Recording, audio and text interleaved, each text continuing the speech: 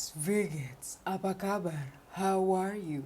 Hari ini, welcome back to Paranormal. In today's video, mungkin kalian udah lihat di judul atau di thumbnail. Yes, ini video mirip-mirip banget sama video sebelumnya. Kalau lu belum lihat, go check it out first. Bener-bener satu video sebelum ini. Well, di sini gua mau ngomongin foto-foto yang kelihatannya tidak berbahaya atau innocent. Ternyata cerita di belakangnya itu horror gitu loh. Bener-bener nggak disangka. It's really scary the fact lo ngeliat foto ini sangat normal, namun sebelum mereka membuat foto itu atau setelahnya itu ada kejadian yang dimana lo nggak bisa pikirkan sih. So let's just get into it daripada intro kelamaan. So here's foto-foto yang kelihatannya tidak bermasalah atau innocent, namun cerita di belakangnya itu membuat kalian merinding. Let's go.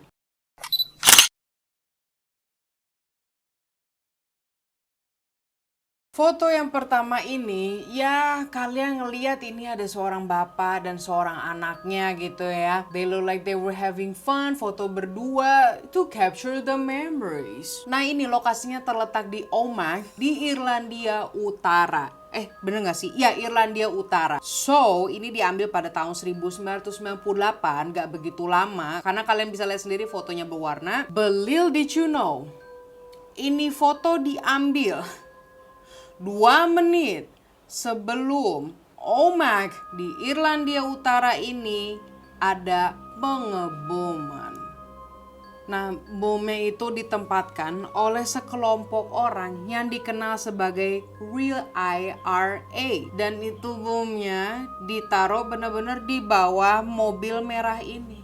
Dan yes, bom tersebut telah menewaskan 29 orang yang ada pada lokasi spot itu banget, dalam foto itu banget. Termasuk fotografer yang mengambil foto ini. Namun, yang di dalam foto itu, bapak dan anaknya selamat. Dan sampai sekarang masih hidup. All jokes aside, bukan bercandaan, biasanya kameramen tuh selamat loh. Most of the times. Tapi dalam kasus ini, no. Fotografernya nggak selamat. Next.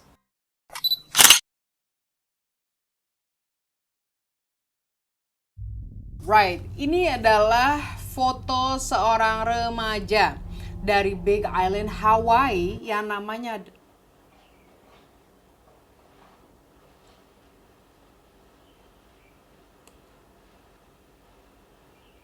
I just want to tell you guys, gue nih ngerekam jam 2 pagi. Lu denger gak ya tadi suaranya? Nggak tahu sih, soalnya gue pakai mikrofon cuma. So yes, remaja ini yang dari Hawaii namanya adalah Daylin Mokepua. Moke itu kayaknya nama panggilannya lah ya. So dia ini berumur 17 tahun.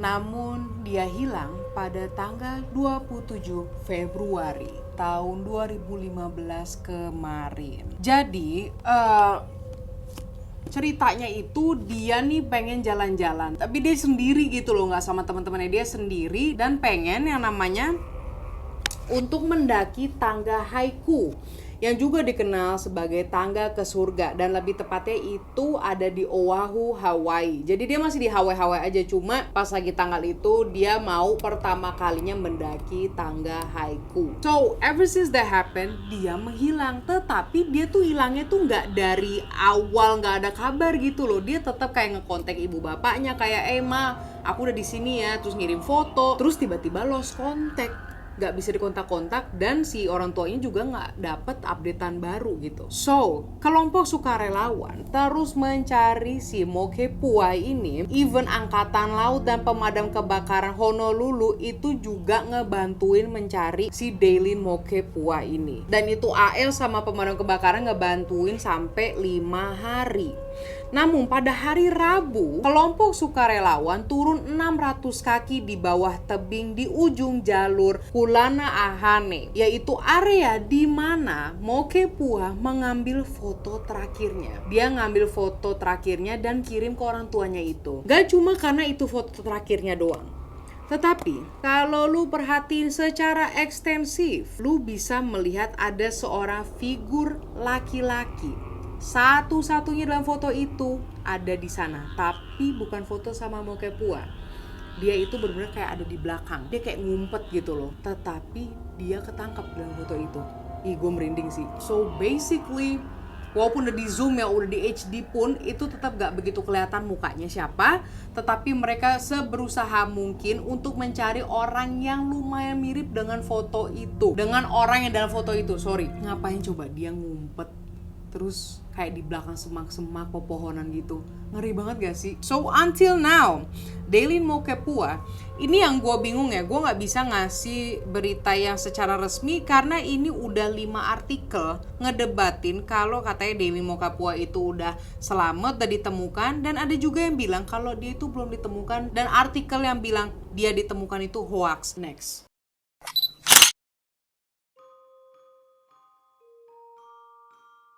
Alright, dalam foto ini udah hitam putih ya. Emang ini foto lumayan lama. Lebih tepatnya sih tahun 1945 pas lagi Indonesia merdeka. Anyways, ini bukan tentara di Indonesia, obviously. So, ini adalah fisikawan yang namanya adalah Harold Agnew. But little did you know, Harold Agnew yang dalam foto ini sedang memegang sesuatu, gengs ya. Kalau lu lihat ya, itu dia lagi megang sebuah inti nuklir dari bom atom Fat Man yang dijatuhkan di Nagasaki tahun 1945. Dia lagi megang inti nuklirnya. Dan kalian yang udah tahu, bom yang jatuh di Nagasaki itu telah menewaskan 80 orang dan banyak juga diantaranya yang meninggal dikarenakan efek jangka panjang yang ditimbulkan oleh bom tersebut, seperti penyakit radiasi dan leukemia. But with all that being said, yes, ini adalah salah satu orang yang berkelibatan dengan bom yang dijatuhkan di Nagasaki.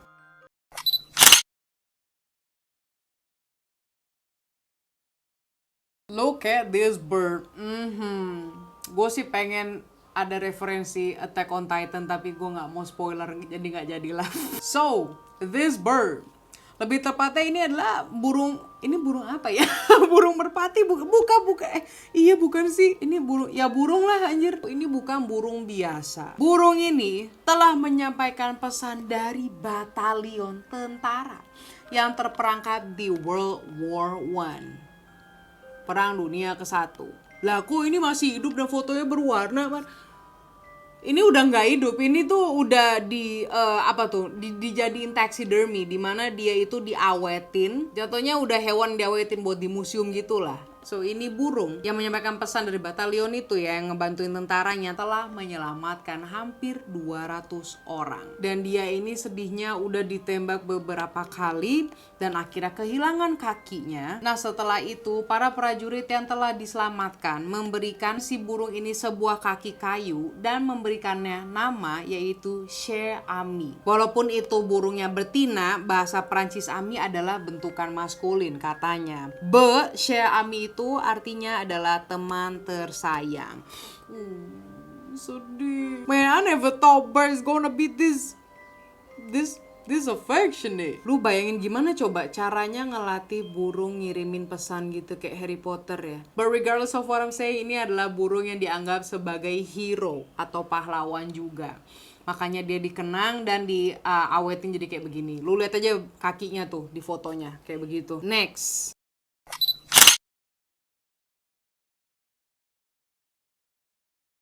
Loh, gue sih gak perlu ngejelasin banyak ya ini dalam fotonya, kok takut gue juga ya. So, foto yang menyeramkan dan menakutkan ini diambil oleh David Seymour, yaitu salah satu pendiri dari Magnum Photos dan salah satu jurnalis foto yang terkemuka pada abad ke-20. Intinya dia adalah fotografer yang terkenal dan dihormatin lah ya. Nah dalam foto ini David Seymour mengunjungi ke sebuah panti asuhan untuk anak-anak yang mengalami gangguan emosi. Lebih tepatnya ini berlokasi di Warsaw, Poland. Dan foto ini diambil pada tahun 1948. So, kedatangan David Seymour ini dia memberikan instruksi gitu lah ya kepada penjaga panti asuhan itu untuk menginstruksikan anak-anak ini menggambar sebuah rumah di papan tulis mereka. Anak-anak lain ya mereka gambar rumah gitu ya, dinding terus segitiga atap. Namun Anak perempuan ini yang dalam foto namanya Tereshka. Dia dibesarkan di concentration camp dan memiliki gagasan yang berbeda gitu tentang rumah. Orang-orang termasuk David Seymour hanya bisa bertanya-tanya apa yang digambarkan oleh si Tereshka ini.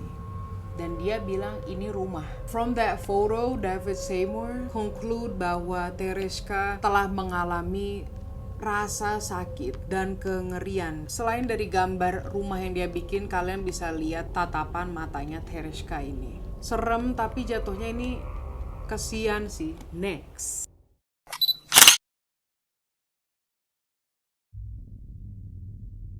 Look at this, another high school photos. Foto anak SMA. Jadi ada apa nih? Everybody having fun? Nobody is suspicious in there? You salah, lu salah. Kalau lu zoom ya, let me zoom it for you. Lo akan ketemu dengan seseorang yang namanya adalah Eric Harris dan Dylan Klebold beserta teman-teman mereka di sudut paling kiri. Dan dia gayanya tuh kayak nondong senjata gitu, pura-pura ke kamera. Sok keren gitu. Lo tahu nggak itu mereka siapa? Hanya beberapa minggu kemudian setelah foto bareng-bareng ini diambil, Eric dan Dylan menembak 12 siswa dan 1 guru di Columbine. And if you ask me, apakah itu 12 orang dan 1 guru itu selamat? Enggak, mereka meninggal semua. Yes, ini adalah 2 pelaku dari menembakkan sekolah yang terkenal yang namanya adalah Columbine School Shootings. Kalau kalian pengen tahu lebih dalam tentang penembakan di sekolahnya itu, gue udah pernah bikin videonya. Dan di dalam video ini gue ada ceritanya dikit tentang si 2 cowok ini. Karena di konten yang ini gue juga ngomongin anak SMA yang telah menembak teman-temannya di sekolah juga. Karena dia terinfluensi dari sebuah kartun. Ngeri juga sih, go check it out right there. Ini video udah lumayan lama, jadi kalau rada cringe gitu, I'm sorry, but go ahead. So yes, ini adalah fotonya dimana everybody having fun dan mereka ini gak tahu bahwa teman sekelasnya itu akan menembak mereka. Beberapa minggu setelah foto ini, gak ada yang tahu. Let's just get to the next section, shall we?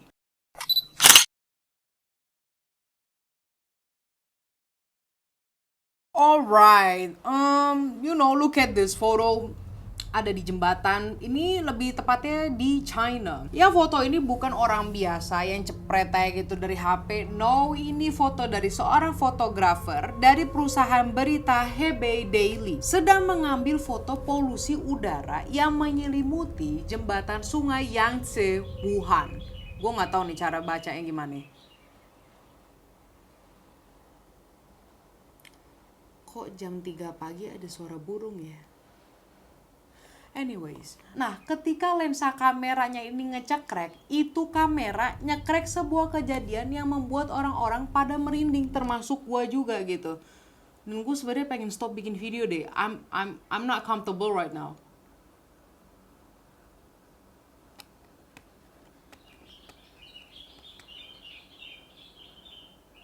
Lo bisa denger gak sih? Perasaan jam segini kagak ada burung dah. Baru ada burung tuh jam 6 gitu.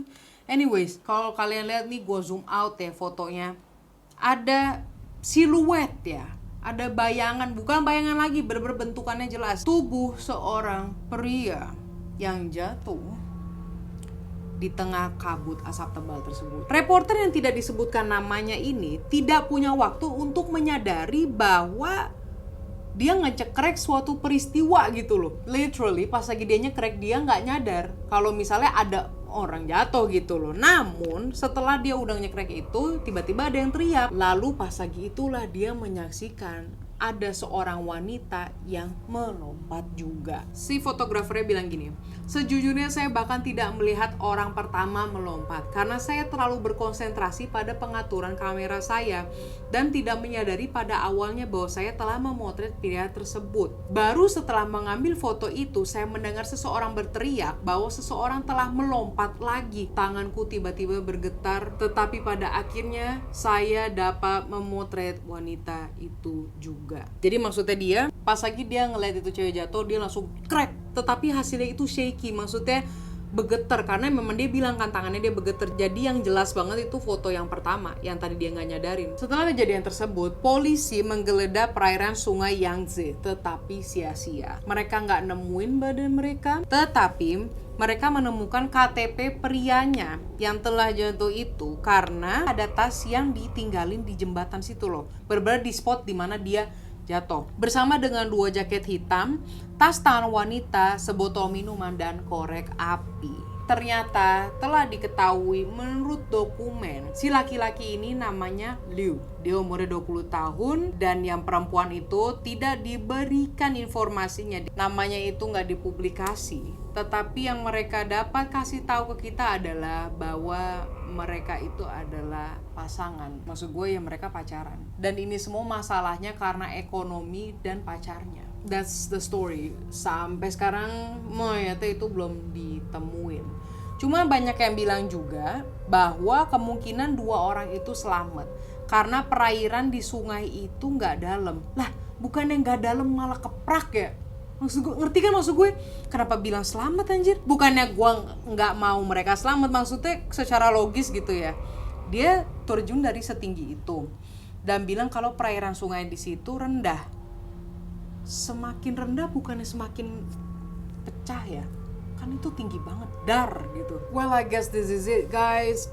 Sebenarnya masih banyak, cuma I'm really sorry yo. Jujur, gue nggak begitu nyaman bikin konten pada jam pagi gini. Memang udah nggak ada suara tukang, nggak ada yang ngeganggu gue, tapi ini kayaknya gangguan dari alam lain gitu. Bego asar nih. Kenapa gue mikirin begitu ya kan? Cuma dari tadi aneh sumpah, jujur. Jadi kalau kalian nggak tahu, kamar gue ini depannya ada balkon di luar.